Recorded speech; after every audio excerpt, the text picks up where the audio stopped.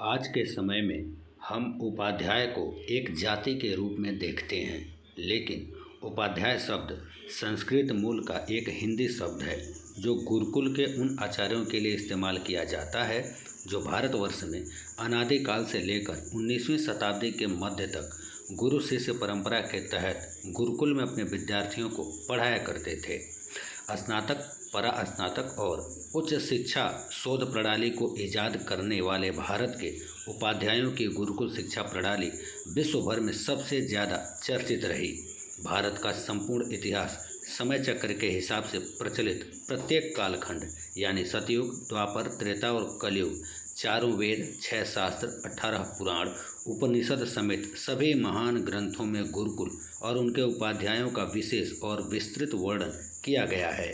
सरल शब्दों में यदि कहा जाए तो गुरुकुलों में विद्यार्थियों को पढ़ाने वाला गुरु, जिसे वर्तमान में शिक्षक, आचार्य या अध्यापक कहते हैं, लेकिन ध्यान रहे कि प्राचीन काल के उपाध्याय की परिभाषा आज के शिक्षक से लाखों गुना बेहद और विस्तृत था।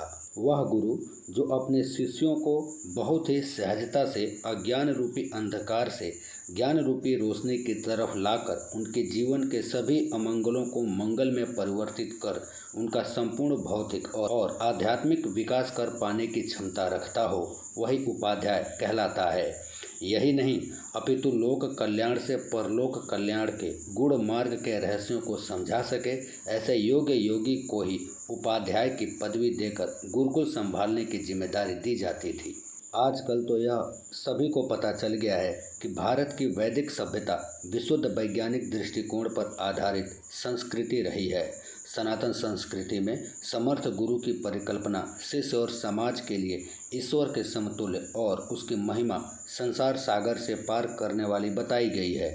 इसलिए गुरुकुल के अध्यापक की योग्यता भी श्रेष्ठतम दर्जे की हो। भारत के बड़े विद्वानों ने इस पर अनादिकाल से ही सबसे ज़्यादा बल दिया है। गुरुकुलों में योग्य अध्यापकों के निर्माण और आपूर्ति के लिए चिरकाल तक भारतवर्ष के गुरुकुलों में समय समय पर बड़े बड़े सिद्ध ऋषियों, महाउपाध्यायों, आचार्यों के द्वारा राष्ट्रीय और अंतर्राष्ट्रीय स्तर की बड़ी और कड़ी परीक्षाएं आयोजित करते रहे हैं। इन परीक्षाओं में सबसे श्रेष्ठ प्रदर्शन करने वाले विद्वान ब्रह्मचारियों को ही केवल उपाध्याय की उपाधि देकर गुरुकुलों में अध्यापन की जिम्मेदारी दी जाती थी। ऐसे सन्यासी या गृहस्थ स्त्री या पुरुष दोनों हो सकते थे। उपाध्याय या कुलपति का मर्म समझने के लिए हमें सनातन सभ्यता की प्राचीन गुरुकुल शिक्षा प्रणाली को समझना होगा। गुरुकुल का उपाध्याय बनने के लिए परीक्षार्थी को शास्त्र विद्या ही नहीं बल्कि शस्त्र विद्या समेत दुनिया की सभी ज्ञात विद्याओं में देश भर में प्रथम श्रेणी में उत्तीर्ण होकर आदर्श शिक्षक के हर पैमाने में खरा उतरना पड़ता था। यही कारण था कि भारत के गुरुकुल से पढ़ा बच्चा पूरी दुनिया में ज्ञान और विज्ञान की पताका फहराने में सफल होता था।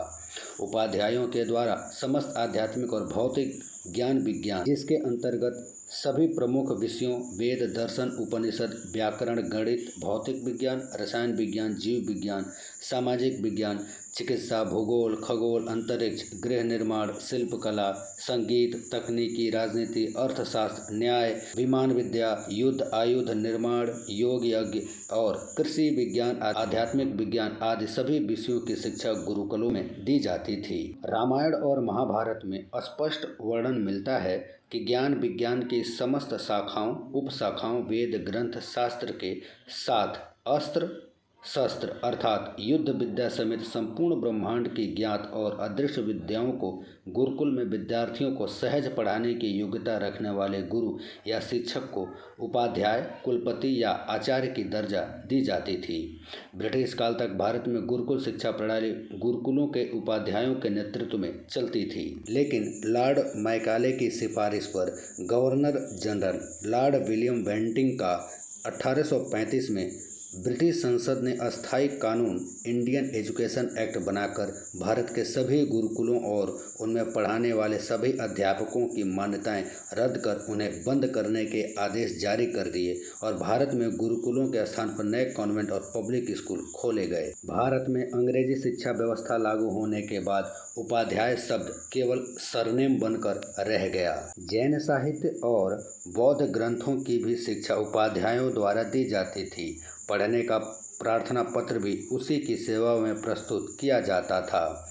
विद्या, ज्ञान, विज्ञान और धार्मिक संस्कार अर्थात ज्ञान तत्व और धर्म तत्व का शिष्यों और समाज को उपदेश देने का कार्य जो कुल का मुख्य पुरोहित या कुलपति करता था, उसे ही कुलोपाध्याय या उपाध्याय के नाम से जाना जाता था। भारत ही नहीं, विश्व के सभी मानव जातियों और सभ्यताओं में उपाध्याय या कुलपति से मिलता जुलता उसी स्तर के जिम्मेदारियों वाला पद पाया जाता है। जिस तरह भारतीय आर्यों में कुलपति ही उपाध्याय होता था, यहूदियों में अब्राहम आइजे आदि कुलपति उपाध्याय का काम करते थे। अरब लोगों में शेख यह काम करता था। आज भी यह समाज उस समाज का नेता तथा धार्मिक कृत्यों और मामलों में प्रमुख होता है।